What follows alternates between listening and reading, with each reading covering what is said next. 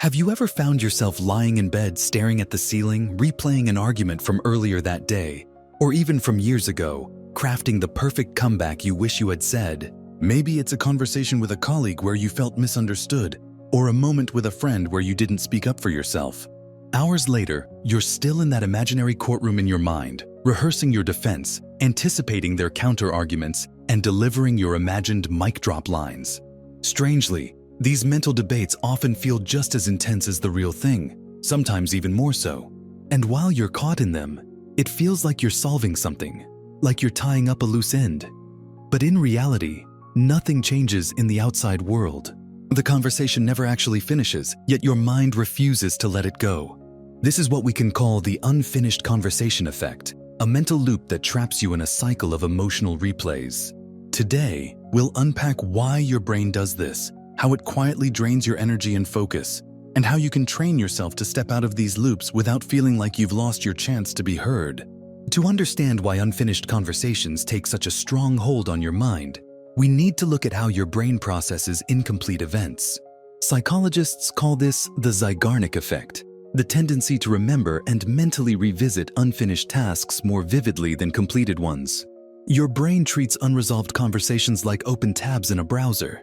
They keep running in the background, using up mental energy, because your mind is wired to seek closure. When an interaction ends without resolution, whether you didn't express yourself fully, felt misunderstood, or left without clarity, your brain flags it as incomplete business.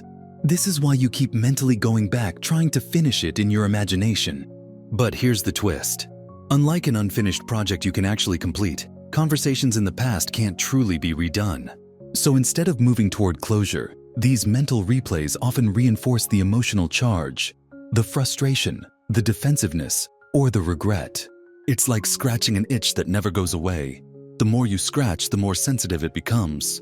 This creates a feedback loop.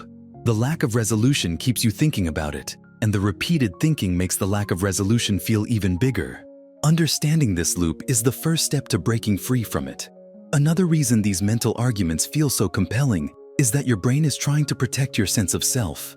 When you feel wronged, misunderstood, or dismissed, it's not just about the words exchanged. It's about your identity, your values, and your need to be seen accurately. In the heat of the moment, you might freeze, go blank, or choose not to speak up, but afterward your mind replays the event to restore a sense of control. In those imaginary reruns, you finally say the sharp, insightful, or perfectly calm thing that redeems you. This can feel satisfying for a moment, but here's the paradox. Every replay reinforces the idea that the past conversation still defines you in some way. Instead of closing the emotional loop, you keep proving to yourself that the wound is still open. Neurologically, these replays work like mental simulations, which the brain can't always distinguish from real experiences. That means reliving a conflict in your head can trigger the same stress responses as the original interaction, keeping your nervous system on alert long after the moment has passed. The key insight here is that your mind isn't doing this because you're weak or obsessive. It's doing it because it thinks it's helping you win or finish something. The problem is that in the realm of past conversations, winning isn't possible in the way your brain imagines, and chasing it often keeps you trapped instead of setting you free. So how do you step out of this mental loop without feeling like you're simply letting someone win or walking away unheard? The first step is to recognize when the replay is happening in real time. You can't change a pattern you don't notice, so the moment you catch yourself rehearsing a past exchange, label it, "I'm in an unfinished conversation." This simple act moves you from being inside the loop to observing it from the outside, which already gives you more choice. The second step is to decide whether the conversation truly requires follow-up in the real world. Sometimes your mind replays things that could be resolved with an honest text, a clarifying call, or a calm face-to-face talk. If that's the case, plan it intentionally instead of fighting imaginary battles. But in many cases, what you're seeking isn't more words, it's emotional closure. For that, try an internal completion ritual.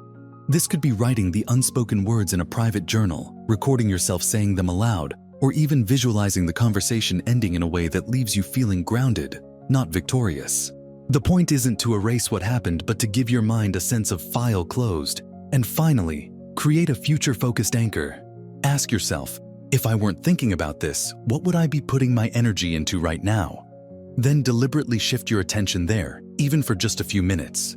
This is how you begin training your brain to invest in the present rather than chasing resolution in the past. Over time, breaking free from unfinished conversations is less about controlling every thought and more about building a relationship with your own mind where you can guide it back to what truly matters.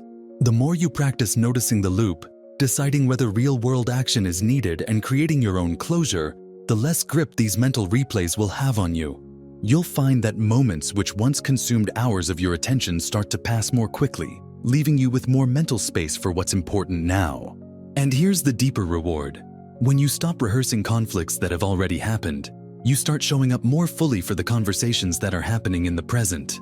You listen better, respond more thoughtfully, and often avoid creating new unfinished chapters in the first place. So the next time your mind tries to pull you back into an old argument, remember that closure is something you can give yourself without needing anyone else's permission. If this perspective helped you see your own patterns more clearly, share this video with someone who might be stuck in their own loop, and subscribe to Mind Unlocked, where every idea is a new tool for building the clarity, focus, and mental freedom you deserve.